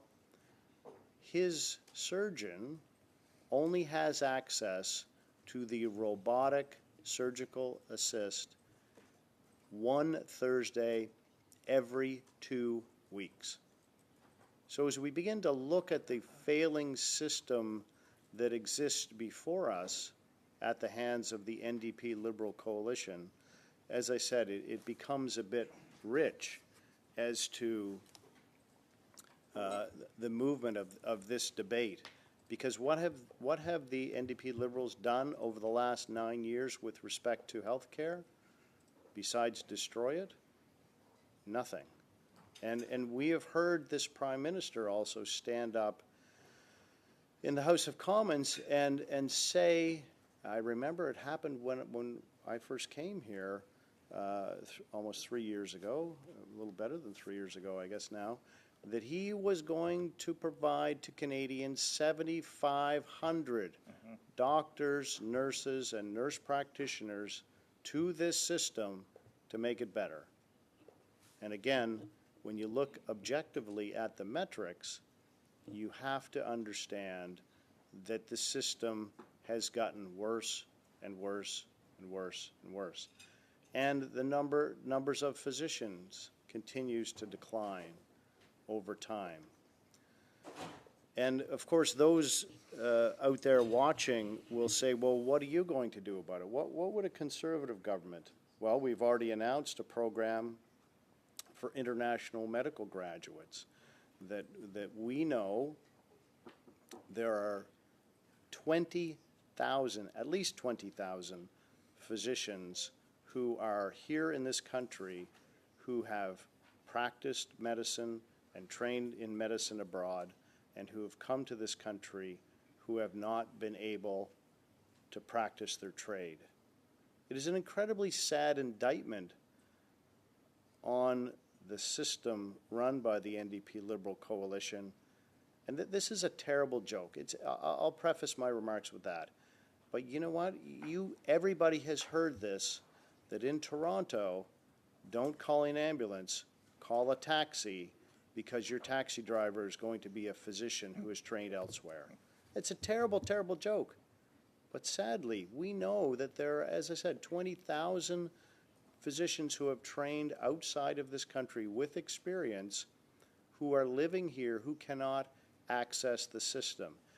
And as I go around the country and talk to Canadians and say, Conservatives have a plan, and to a person, Canadians say, that is a very common sense idea. Why would you not do that? If someone is trained elsewhere and they have experience, and as everyone says to me, I'm sure the body is the same in country X as it is in Canada. I'm sure it's exactly the same. I'm sure it functions the same way. I'm sure that, the liver is still on the right side of the body, et cetera, et cetera. Yes, it is. And, the broken bones can be treated, and lacerations, et cetera. High blood pressure exists in every part of this world. We know that diabetes exists in every part of this world. We know that. And therefore, those folks who have received their training and experience elsewhere, everybody would say when they can have that ability to practically prove their abilities, then of course they should have a license to practice in Canada and help treat Canadians. And while doing this, what we know is there is a win for Canadians who are here now, who need access, the 6.5 million Canadians who need access to primary care. And we also know that that is a win for that physician who is here doing some other type of work and not able to practice as a physician. I met a group of internationally trained physicians, and one gentleman in particular told me this terrible story that he has not been able to practice as a physician. He was working as a security guard. And again, these are heartbreaking stories because his son said to this gentleman practicing, working as a security guard, who was a trained physician, "Dad, if you're a doctor, why do you go to work dressed as a security guard every day?"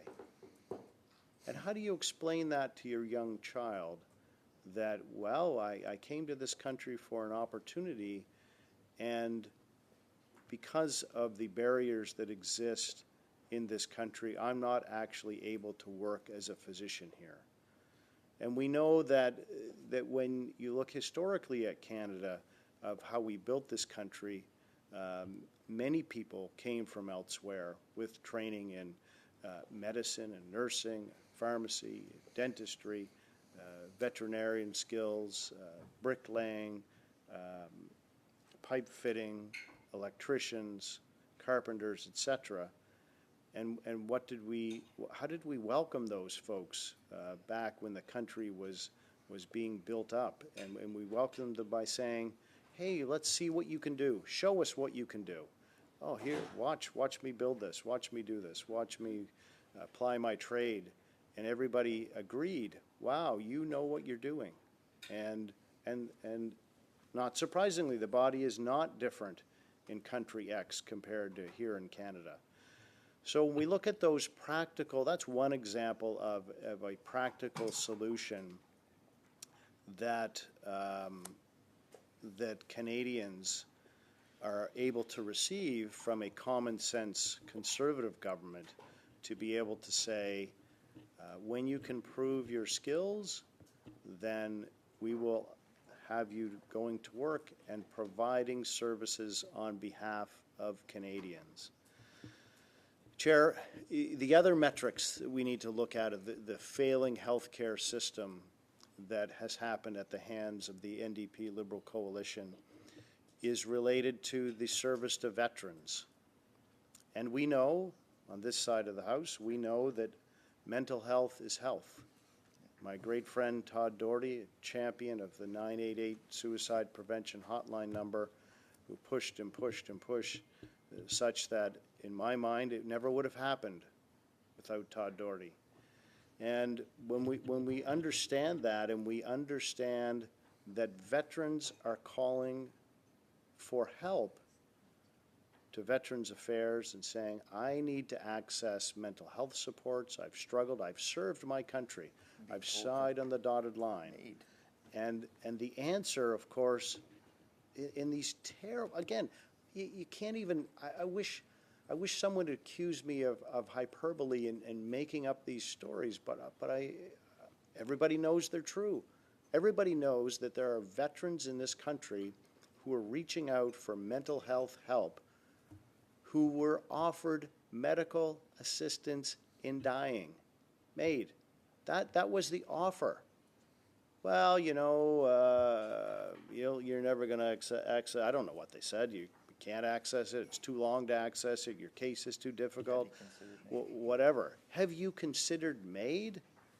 And this is not only a sad testimony as it relates to the failing healthcare system under this NDP Liberal coalition, but it also relates to how do we treat our veterans. I'm a proud veteran.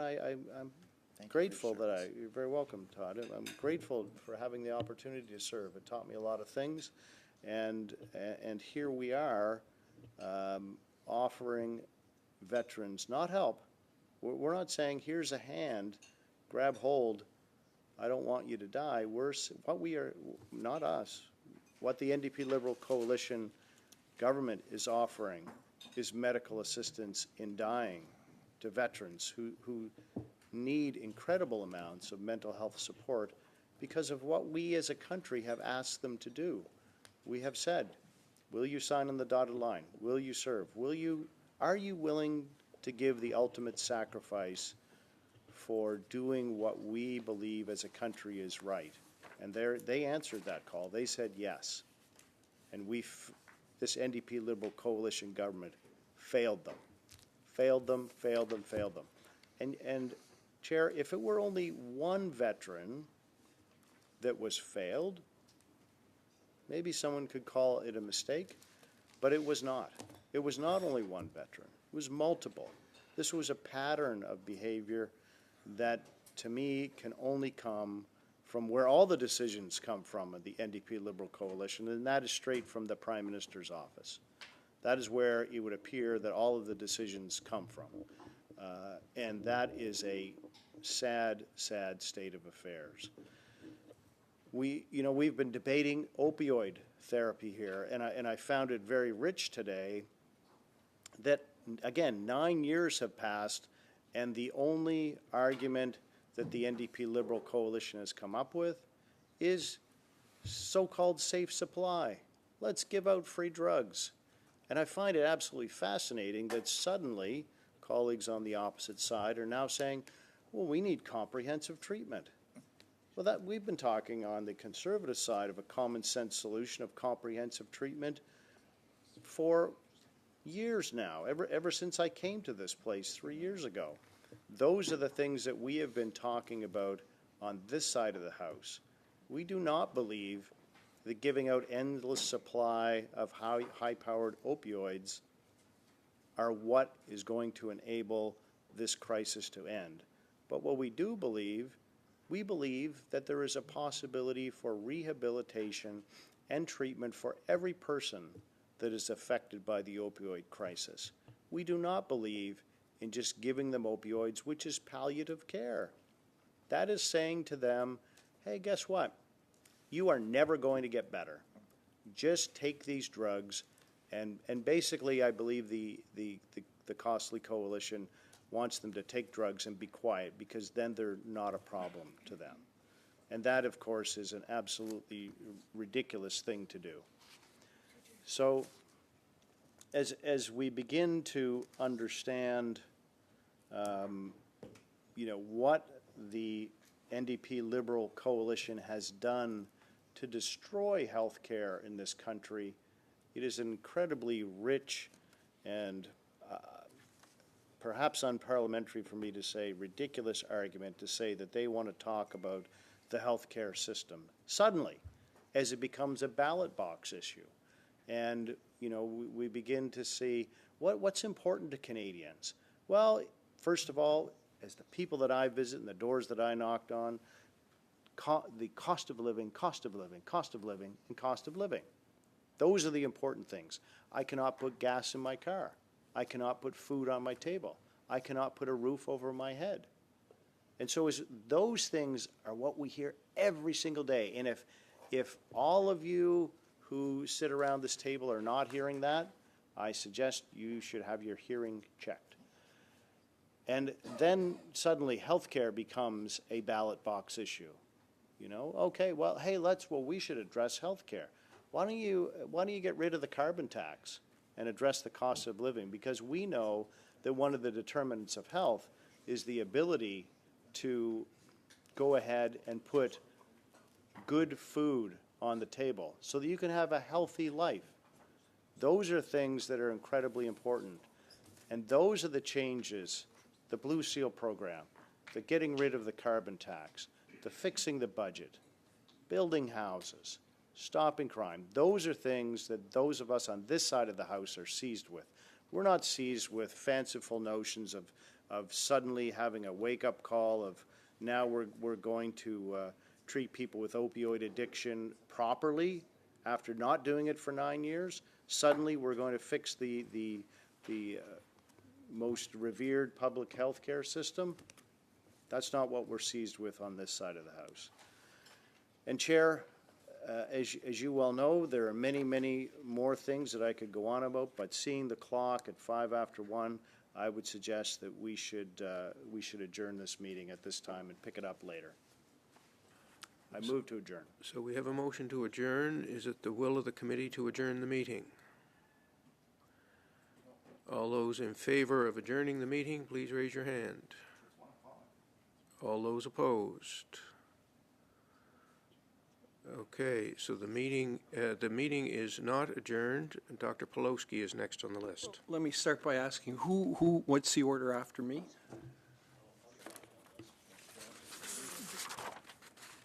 Mr. Doherty, then Mr. Theriault. So clearly the Conservatives are filibustering. They don't want to have a vote on this motion. They don't want to study the increasing privatization of healthcare. And why is that? Because I think they know very well that the Canadian public does not agree with this. You see one survey after another asking Canadians, what is it to be a Canadian? What's the most important thing that distinguishes us as Canadians? Invariably, it comes down to two things: hockey and our public health care system. And I think the vast majority of people don't believe in privatization of healthcare, and I think the Conservatives filibustering clearly indicates the fact that they don't want to talk about this because they don't want to publicly show their support for privatization of healthcare because they know this is not a winning issue amongst the Canadian public. That's why they're filibustering. So with that said, I see there's a bunch of Conservative speakers afterwards. Motion to adjourn the meeting. All right, we have another motion to adjourn. Is it the will of the committee to adjourn the meeting? Okay, I see a majority with their hands up, and therefore the meeting is adjourned. Always have to have